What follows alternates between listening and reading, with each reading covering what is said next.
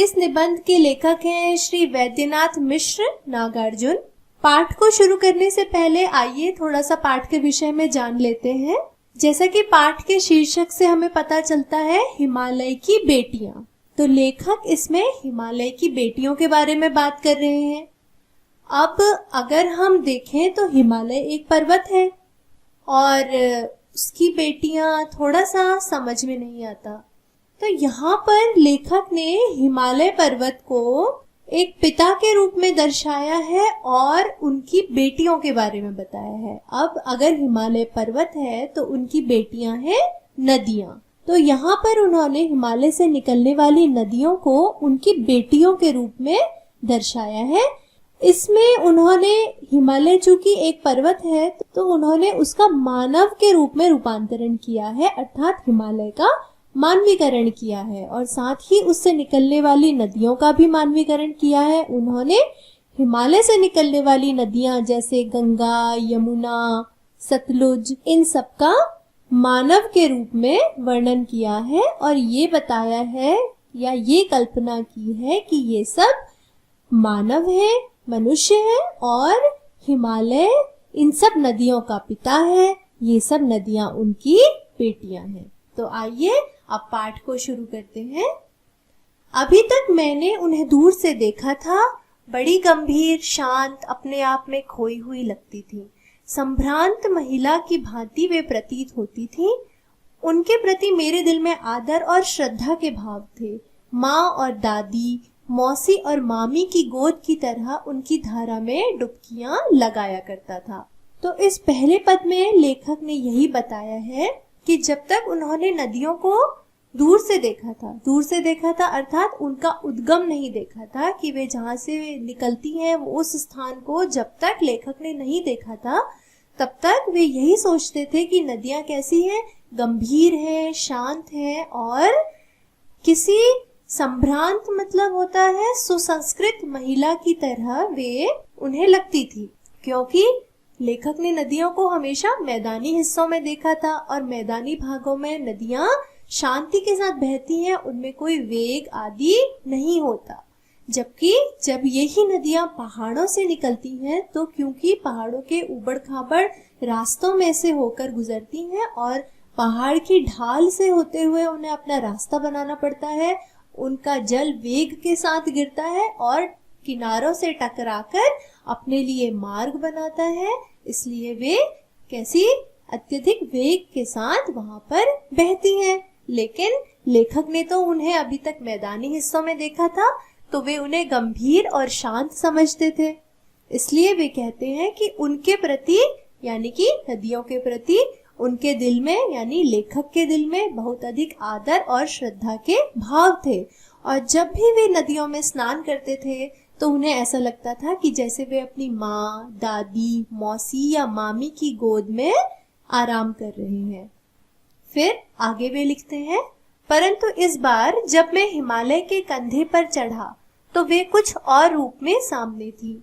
मैं हैरान था कि यही दुबली पतली गंगा, यही यमुना, यही सतलुज समतल मैदानों में उतरकर विशाल कैसे हो जाती हैं।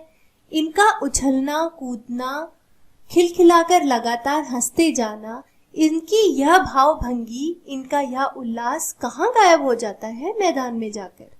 किसी लड़की को जब मैं देखता हूँ, किसी कली पर जब मेरा ध्यान अटक जाता है, तब भी इतना कौतूहल और विस्मय नहीं होता जितना कि इन बेटियों की बाल लीला देखकर। आगे लेखक बताते हैं कि जब उन्हें हिमालय पर्वत घूमने का मौका मिला, यानी वे हिमालय की तरफ जब ऊंचे पहाड़ों की तरफ घूमने गए तो उन्होंने क्या देखा? उन्होंने ये देखा कि जो गंगा नदी की दुबली पतली सी धारा उन्हें निकलती हुई पहाड़ों से निकलती हुई दिख रही है, वही मैदान में जाकर कैसी चौड़ी और शांत हो जाती है, इतनी विशाल हो जाती है। ये कैसे होती है? इनका उछलना, कूदना, लगातार खिलखिलाकर हंसते जाना, इनकी ये भाव भंगिमा, इनका उल्लास कहाँ गायब हो जाता है? मैदानों में जाकर। अर्थात जब पहाड़ों में नदियां निकलती हैं तो वे ऊंचे पहाड़ों से झरनों के रूप में, प्रपात के रूप में उछलती कूदती मचलती सी हमें दिखाई देती हैं और उनकी जलधारा बहुत पतली दिखती है और इतना वेग होता है उस जलधारा में कि यदि कोई कभी उनको देखे या अगर हम उनका मानवीकरण करें या उन्हें किसी मनुष्य के रूप में देखें तो हमें उनके जल का वेग ऐसा लगेगा जैसे कोई हंस रहा है। उस गिरते हुए जल में जो आवाज होती है वो ऐसा लगता है जैसे कोई हंस रहा है या फिर कोई चंचलता प्रदर्शित कर रहा है। लेखक आगे लिखते हैं कि जब वे किसी लड़की को देखते हैं या जब किसी सुंदर पुष्प की कली पर उनका ध्यान अटक जाता है तभी भी उन्हें इतना कौतूहल नहीं होता जितना कि उन्हें इन बेटियों की बाल लीलाएं देखकर। बेटियां कौन है? ये नदियां। और बाल लीलाएं क्यों कहा गया है? क्योंकि ये हिमालय से निकल रही है। जैसे कोई बालिका जब अपने पिता के घर में होती है या अपने बचपन के स्वरूप में होती है तो वे कितनी चंचल और कितनी चुलबुली और कितनी ज्यादा उसके अंदर क्षमताएं होती हैं, इतनी ज्यादा ऊर्जा होती है उसके अंदर। लेकिन जैसे जैसे वो बड़ी होती जाती है, वो बाल्यावस्था से युवावस्था में पहुंचती है तो धीरे धीरे उसकी बाल्यावस्था की चंचलता थोड़ी थोड़ी कम होती जाती है और उसमें गंभीरता आती जाती है। इसी तरह ये नदियां चूंकि हिमालय से निकल ही रही है तो लेखक ऐसा मानते हैं कि ये अभी अपने पिता के घर में है और बाल स्वरूप में है, अर्थात छोटी बच्ची के रूप में है।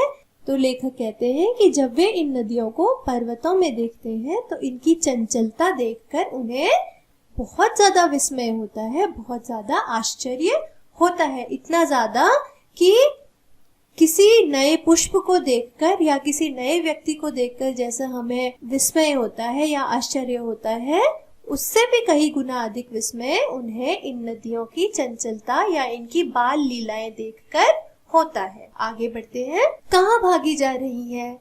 वह कौन लक्ष्य है जिसने इन्हें बेचैन कर रखा है?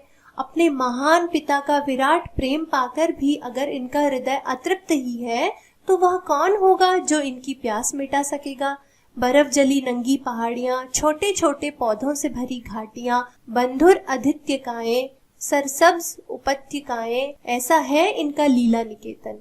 खेलते खेलते जब ये जरा दूर निकल जाती हैं तो देवदार, चीड़, सरों, चिनार, सफेदा, कैल के जंगलों में पहुंचकर शायद इन्हें बीती बातें याद करने का मौका मिल जाता होगा।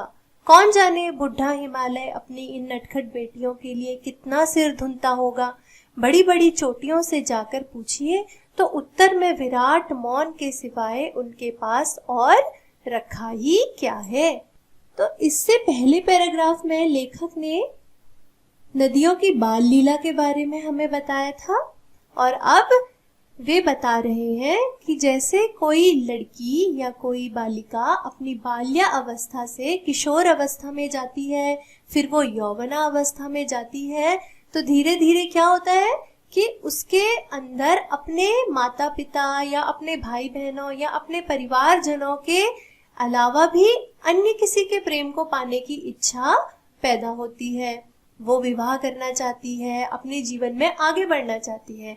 इसी तरह लेखक कहते हैं कि ये नदियां भी जो हिमालय में रहते हुए अपने बाल्यकाल में जीती हैं, तो वो कौन सा ऐसा लक्ष्य है या वो कौन है जिसके प्रेम को पाने के लिए ये अपने बाल्यावस्था को छोड़कर आगे की तरफ बढ़ रही है।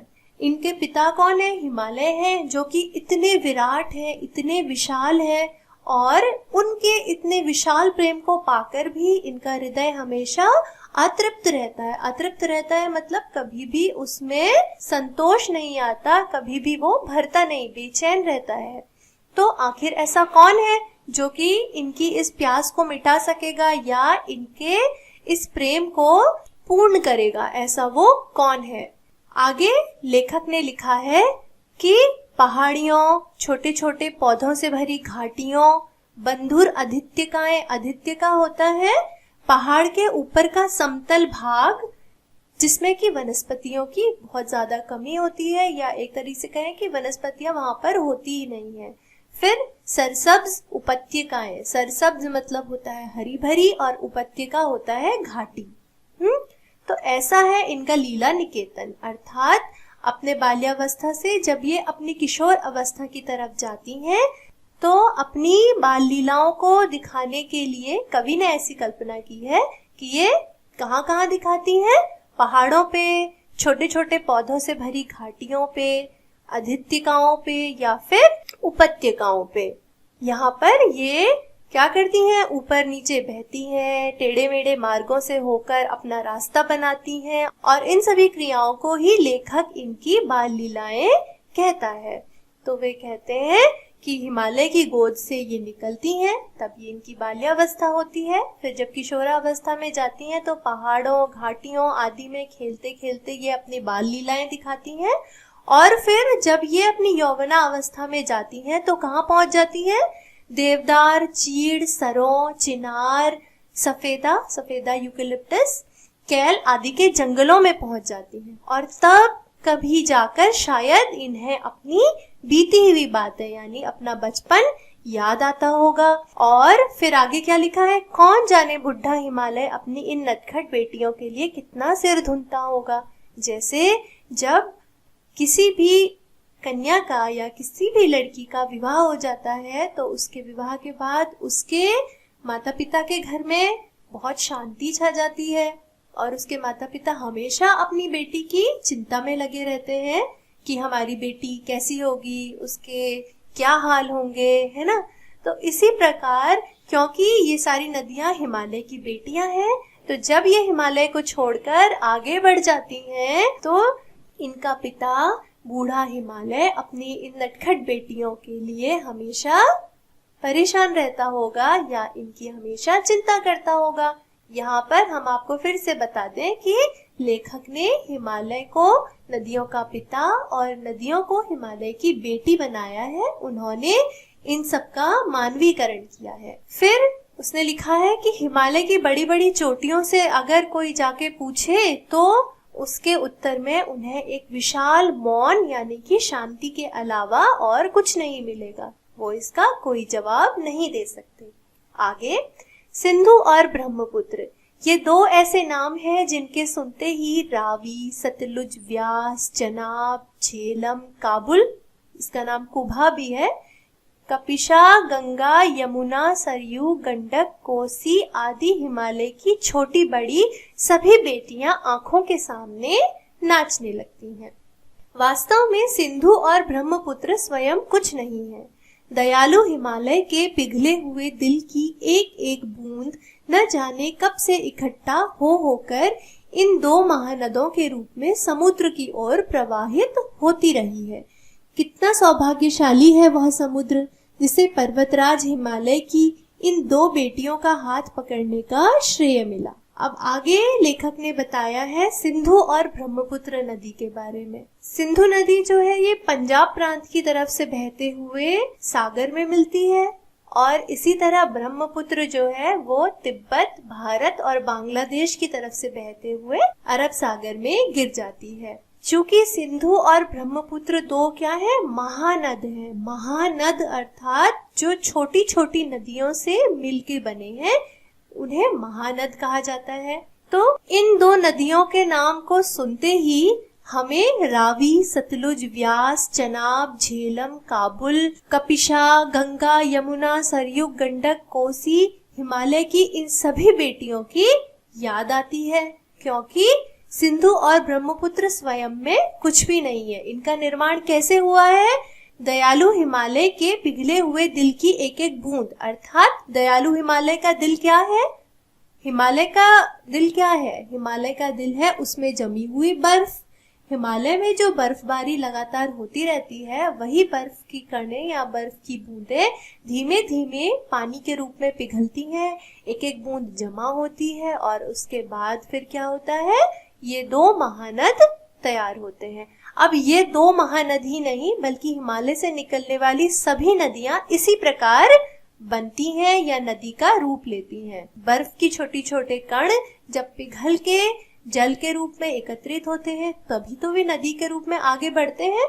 यहाँ पर लेखक यही बताना चाहते हैं कि हिमालय रूपी पिता अपनी इतनी प्रेम से पाली हुई बेटियों को क्या करते हैं? आगे प्रवाहित होने के लिए भेज देते हैं। क्यों? क्योंकि आगे जाकर उन्हें किससे मिलना होता है? समुद्र से मिलना होता है। इसीलिए लिखा है कि वह समुद्र बहुत ज्यादा सौभाग्यशाली है जिसको हिमालय की इन दो बेटियों का हाथ पकड़ने का श्रेय मिला, अर्थात जिसके साथ हिमालय की इन दो बेटियों का क्या होता है, मिलन होता है। आगे बढ़ते हैं। जिन्होंने मैदानों में ही इन नदियों को देखा होगा उनके ख्याल में शायद ही यह बात आ सके कि बूढ़े हिमालय की गोद में बच्चियां बनकर ये कैसे खेला करती हैं। अब जिन्होंने नदियों को सिर्फ मैदानी भागों में देखा है वे तो उनके स्वरूप को बिल्कुल ही नहीं पहचान पाएंगे अगर वे उन्हें पहाड़ों में देखें, क्योंकि पहाड़ों में वे इतने वेग से बहती हैं कि कोई कल्पना नहीं कर सकता कि यही नदियां मैदानों में आकर इतनी शांत हो जाती हैं। इसीलिए लिखा गया है कि शायद जिन्होंने उन्हें मैदानी भागों में देखा हो वे ये कल्पना नहीं कर सकते कि जब ये बच्चियां या ये नदियां अपने पिता यानी हिमालय की गोद में अर्थात हिमालय की पहाड़ियों में बहती हैं तब ये बालिका के रूप में है तो कितना सुंदर खेल दिखाती हैं। आगे बढ़ते हैं।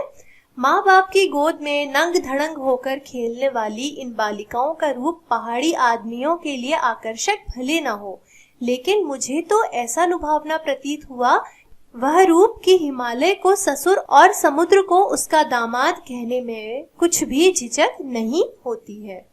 आगे लेखक कहना चाहते हैं कि जिस प्रकार अपने बाल्यकाल में नंग धड़ंग रूप में भी बच्चों को उनके माता पिता अत्यधिक प्रेम करते हैं और उनकी बाल लीलाओं से अत्यधिक आनंदित होते हैं, अत्यधिक खुश होते हैं, ऐसे ही लेखक ने लिखा है कि अपने पिता हिमालय की गोद में अल्हड़ रूप में खेलने वाली इन नदियों को, इन बालिका रूपी नदियों का रूप वहां रहने वाले, कहाँ रहने वाले, हिमालय पर, हिमालय की पहाड़ियों पर रहने वाले व्यक्तियों के लिए आकर्षक भले ही ना हो, आकर्षक नहीं हो सकता। क्यों नहीं हो सकता? क्योंकि वे तो इन नदियों को रोज देखते हैं। अब जो लेखक हैं वे तो मैदानी भाग से पर्वतीय भाग में पहुंचे हैं तो वहां वो नदियों का अलग ही स्वरूप देख रहे हैं, लेकिन पर्वतीय भाग में रहने वाले लोगों ने तो सदा ही उन नदियों को उसी रूप में देखा है कि वे चंचल हैं, अत्यधिक वेग के साथ बहती हैं, खिलखिलाकर हंसती हैं, तो इसलिए वहां रहने वाले लोगों के लिए वो रूप बिल्कुल भी लुभावना भले ही नहीं होगा, लेकिन लेखक को वो रूप इतना अधिक लुभावना प्रतीत होता है कि वे समुद्र को इन नदियों का पति अर्थात हिमालय का दामाद कहते हैं और हिमालय को समुद्र का श्वसुर अर्थात इन नदियों का पिता कहते हैं और इसमें उन्हें कोई भी झिझक नहीं होती है। आगे लेखक ने लिखा है, कालिदास के विरही यक्ष ने अपने मेघदूत से कहा था, वेत्रवती बेतवा नदी को प्रेम का प्रतिदान देते जाना, तुम्हारी वह प्रेयसी तुम्हें पाकर अवश्य ही प्रसन्न होगी। यह बात इन चंचल नदियों को देखकर मुझे अचानक याद आ गई और सोचा कि शायद उस महाकवि को भी नदियों का सचेतन रूपक पसंद था। दरअसल जो भी कोई नदियों को पहाड़ी घाटियों और समतल आंगनों के मैदानों में जुदा जुदा शक्लों में देखेगा वह इसी नतीजे पर पहुंचेगा। अब मानवीकरण की ये परंपरा लेखक ने ही अपने लेख में शुरू नहीं करी है, ये परंपरा काफी पुराने समय से चली आ रही है। कब से? महाकवि कालिदास के समय से। महाकवि कालिदास ने जो अपना एक महाकाव्य लिखा था मेघदूत, मेघदूत में उन्होंने यक्ष और यक्षिणी उन दोनों को मिलाने के लिए मेघ यानी बादलों को दूत के रूप में दर्शाया था। उसमें ये दिखाया गया था कि यक्ष जो है वो अपनी यक्षिणी को संदेश भेजते हैं और इस कार्य के लिए वे मेघ यानी बादलों को अपना दूत बनाते हैं। वो बादलों से कहते हैं कि तुम मेरा संदेश लेकर यक्षिणी के पास जाओ। तो उसमें भी कहीं पर यह वर्णन आता है कि यक्ष उस मेघ से या उस बादल से जो कि उसका संदेशा लेकर यक्षिणी के पास जा रहा है, क्या कहते हैं? वेत्रवती यानी बेतवा नदी, जिसको आज के समय में हम बेतवा कहते हैं, प्राचीन काल में उसको वेत्रवती कहा जाता था।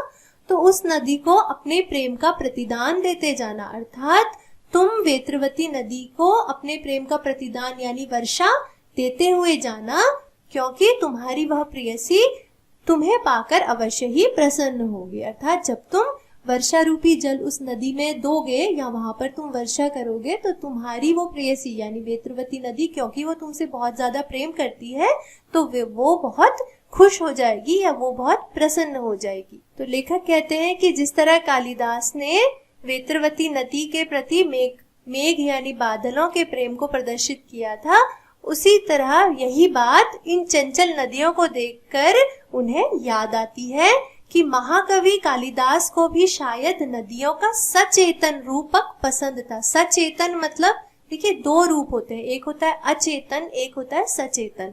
अचेतन मतलब अ मतलब नहीं और चेतन मतलब होता है चेतना, जिसके अंदर चेतना ना हो, जिसके अंदर प्राण ना हो, अर्थात हम नदी, पर्वत, जंगल या तो इन्हें निर्जीव मान लें, और या फिर एक होता है सचेतन रूप की स मतलब साथ और चेतना मतलब चेतना यानी कि प्राण, तो दूसरा होता है सचेतन रूप। तो वे कहते हैं कि प्राचीन काल में भी शायद कालिदास जैसे कवियों को इन नदियों का या जिनको लोग निर्जीव मान सकते हैं उनका चैतन्य रूप ही पसंद था, उनके अंदर प्राण ही पसंद थे, इसीलिए उन्होंने इन नदियों को सचेतन रूप में अपने काव्य में प्रदर्शित किया है। तो फिर कवि कहते हैं कि जो भी व्यक्ति पहाड़ी घाटियों और समतल आंगन के मैदानों में इन नदियों को अलग अलग शक्लों में देखेगा, वो इसी नतीजे पर पहुंचेगा कि इनका कैसा रूप अच्छा है,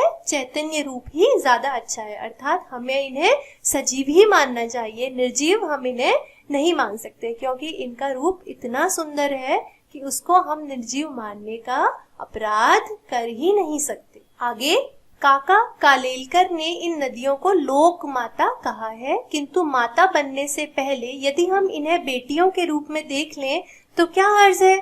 और थोड़ा आगे चलिए, इन्हीं में अगर हम प्रेयसी की भावना करें तो कैसे रहेगा। ममता का एक और धागा भी है जिसे हम इनके साथ जोड़ सकते हैं।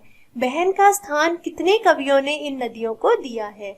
एक दिन मेरी भी ऐसी भावना हुई थी। थोलिड तिब्बत की बात है, मन उचट गया था, तबीयत ढीली थी, सतलुज के किनारे जाकर बैठ गया।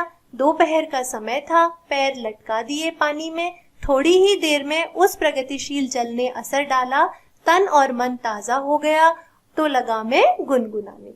इस अंतिम पद में लेखक ने ये कहा है कि केवल पुराने समय के कवियों ने ही इनका मानवीकरण नहीं किया, नए समय के कवि भी इनका मानवीकरण करते हैं। तो उसी के रूप में उन्होंने बताया है कि काका कालेलकर ने भी इन नदियों को क्या कहा है, लोक माता। लोक मतलब संसार और माता मतलब जो माँ है, जो जननी है, अर्थात संसार की जननी नदी है। क्यों है? क्योंकि हम देखते हैं कि मानव ने जब प्रारंभिक समय से भी विकास किया तो जल ही उसका जीवन रहा है। एक नारा भी आता है, ये जल ही जीवन है, अर्थात जहाँ जल नहीं है वहाँ जीवन नहीं है।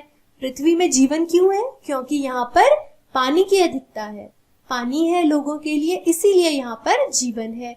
इसीलिए नदियों को लोकमाता कहा गया है, क्योंकि नदियों में ही जल का प्रवाह नदियों के द्वारा होता है, इसलिए नदियों को लोक माता कहा गया है। पुरानी जितनी भी सभ्यताएं हुई हैं वे सब कहाँ हुई है? नदियों के किनारे। नदी घाटी सभ्यताएं हमने सुना है, तो वे सब नदियों के किनारे, अर्थात लोगों को जीने के लिए जल चाहिए, और जहाँ जहाँ जल उपस्थित था वहीं वहीं सभ्यताओं का विकास हुआ है। लेकिन लेखक कहते हैं कि माता ही क्यों, हम इन्हें बेटी के रूप में भी देख सकते हैं, और अगर हम थोड़ा और आगे जाएं तो हम इन्हें प्रेमिका के रूप में भी देख सकते हैं। और ममता का एक और स्वरूप भी है जो हम इनको दे सकते हैं, वो है बहन का स्वरूप। कितने ही कवियों ने नदियों को बहनों का भी स्वरूप दिया है या बहनों का भी नाम दिया है। वे आगे बताते हैं कि एक बार जब वे तिब्बत में अत्यधिक थक गए थे और उनका मन बहुत ज्यादा व्यथित हो गया था, तबीयत थोड़ी ढीली या खराब हो गई थी, तो सतलुज नदी के किनारे जाकर बैठ गए। और जैसा कि नदियों के किनारे जाकर बैठे तो इच्छा होती है नदी के जल से थोड़ा खेल करने की, तो इसी तरह लेखक की भी इच्छा हुई कि वे अपने पैर डालकर नदी में बैठ जाएं। वे नदी के किनारे पैर डालकर बैठ गए और थोड़ी ही देर में उस प्रगतिशील नदी ने या उस प्रगतिशील जल ने बहते, प्रगतिशील मतलब प्रगति मतलब आगे बढ़ने वाला, प्रगतिशील मतलब आगे बढ़ने वाला, तो उस आगे बढ़ते हुए जल ने असर डाला और उनका मन ताजा हो गया, उनकी सारी व्यथा दूर हो गई। और जब उनकी सारी व्यथा दूर हो गई तो वे भी गीत गाने लगे। अब वे क्या गीत गाने लगे? जय हो सतलुज बहन तुम्हारी, लीला अचरज बहन तुम्हारी, हुआ मुदित मन हटा खुमारी, जाऊं मैं तुम पर बलिहारी। तुम बेटी यह बाप हिमालय, चिंतित पर चुपचाप हिमालय, प्रकृति नटी के चित्रित पट पर, अनुपम अद्भुत छाप हिमालय, जय हो सतलुज बहन तुम्हारी। तो जब नदी के जल में पैर डालने पर लेखक की सारी व्यथा या सारा कष्ट दूर हो गया, तो उन्होंने नदी को किस रूप में देखा? अपनी बहन के रूप में। और उन्होंने उनके ऊपर एक कविता लिखी। क्या लिखी? उन्होंने कहा कि हे सतलुज बहन तुम्हारी जय हो, तुम्हारी लीला अचरज से भरी है, यानी आश्चर्य से भरी है। तुम्हारे जल में पैर डालते ही मेरा मन मुदित हो गया, मुदित मतलब प्रसन्न हो गया, और हटा खुमारी, और मेरे सारे दुख या मेरी सारी खुमारी या मेरा सारा क्लेश मिट गया। जाऊं मैं तुम पर बलिहारी, इसलिए मैं तुम पर बलिहारी जाता हूँ, अर्थात मैं तुम्हारे आगे नतमस्तक हूँ। तुम बेटी यह बाप हिमालय, तुम बेटी हो और तुम्हारे पिता कौन है? हिमालय है। चिंतित पर चुपचाप हिमालय, और हिमालय सदैव तुम्हारे लिए, क्योंकि तुम उनकी पुत्री हो तो इसलिए वे सदैव तुम्हारे लिए चिंतित तो रहते हैं, लेकिन वे शांत हैं या वे चुप हैं। प्रकृति नटी के चित्रित पट पर अनुपम अद्भुत छाप हिमालय। ये शांत हिमालय जो है ये प्रकृति रूपी नटी, नटी अर्थात जो नट अपना खेल दिखाते हैं, नटी, उनके द्वारा बनाए गए सुंदर चित्र पर अनुपम यानी कि जिसकी कोई उपमा नहीं दी जा सकती, जो सबसे अलग है, जो अपने में अनूठा है और अद्भुत है। अद्भुत है मतलब निराला है। क्या? हिमालय। तो ये हिमालय पर्वत जो है, जो तुम्हारे लिए चिंतित रहता है लेकिन शांत है, वो क्या है? प्रकृति रूपी नटी के द्वारा बनाए गए चित्र पर एक अनुपमेय और सुंदर निराली छाप के रूप में स्थित है, या छाप के रूप में दर्शाया गया है। जय हो सतलुज बहन तुम्हारी, हे सतलुज बहन तुम्हारी जय हो। तो आज हमने हिमालय की बेटियां पाठ को पढ़ा और समझा। अब इस पाठ के प्रश्न उत्तर हम अगले भाग में करेंगे। तब तक के लिए bye bye and thanks for watching this video. Thank you.